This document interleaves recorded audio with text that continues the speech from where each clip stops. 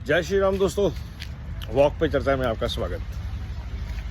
बहुत से लोग पूछते हैं कि भाजपा और कांग्रेस में क्या फ़र्क है, दोनों एक ही थैली के चट्टे बट्टे हैं। तो आज मैं आपको बताता हूं कि भाजपा और कांग्रेस में क्या फ़र्क है। भाजपा की जड़ें हैं सनातन संस्कारों में, भारत में, और आरएसएस की आइडियोलॉजी में, जहां से बचपन से बच्चों को तैयार किया जाता है राष्ट्र सेवा के लिए, राष्ट्र निर्माण के लिए, तपस्या के लिए, काम के लिए। अगर आपने उसको देखना हो, समझना हो, तो आप अटल मूवी देख सकते हैं। नरेंद्र मोदी जी पहले स्वयंसेवक नहीं हैं, वाजपेयी जी उससे पहले स्वयंसेवक थे। उससे पहले जितनी आज़ादी की लड़ाई भारत की है, आज़ाद की भारत की, उतना ही आरएसएस का, भाजपा का, चाहे जनसंघ रहा हो, जनता पार्टी रही हो, वो इतिहास रहा है।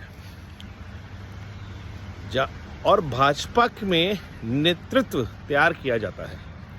तो अटल बिहारी वाजपेयी, आडवाणी जी जैसे कद्दावर नेता जब जाते हैं, राजनीति छोड़ते हैं, तो वैक्यूम क्रिएट नहीं होता। आपको मोदी और शाह जैसे दो कद्दावर नेता और मिलते हैं। और जब मोदी और शाह जी का एरा एंड होगा, तब भाजपा में कद्दावर नेताओं की लाइन लगी हुई है। और ये लाइन आज से ही लगी हुई है। पिछले 50 साल से एक पूरी पाइपलाइन तैयार होती है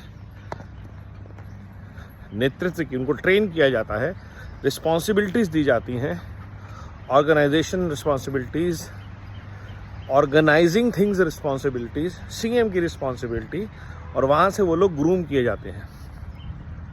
तो ये जो फ़र्क है लीडरशिप पाइपलाइन तैयार करना देश के लिए, ये सबसे बड़ा फ़र्क है बीजेपी और कांग्रेस में। जहाँ एक परिवार की भक्ति की वजह से गधे के पीछे शेरों को खड़ा होना पड़ता है, और भाजपा में शेर आपस में चुनते हैं कि किस शेर के पीछे चलना है, और फिर वो शेर जब चेंज होता है तो नया शेर आगे आता है, जवान शेर आगे आता है।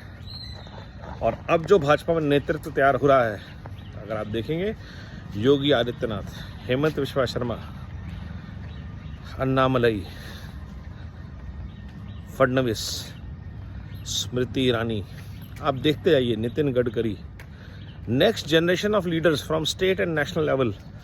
इस the pipeline is so strong कि अगर आप तेजस्वी सूर्या की भी बात करें, तो वो भी अगले 10-20 साल का पोटेंशियल दिखता है कि 20-25 साल बाद he might be one of the contenders. Annamalai be there for 15-20 years. So you see a roadmap of leadership. Whereas look at Congress, give us one national leader that they have: Shashi Tharoor, Jairam Ramesh, Pawan Khera, Supriya श्रीनित। ये लोग कहाँ से मुकाबला कर सकते हैं ज़मीन से बने हुए नेताओं का? तो ये जो पेड़ों से बातें करते हैं, गमले में उगे हुए लोग, ये जो गमले में अपने आप को पेड़ समझते हैं, ये ज़मीन में उगे हुए पेड़ों से मुकाबला करेंगे? ये फ़र्क है भाजपा में और कांग्रेस में।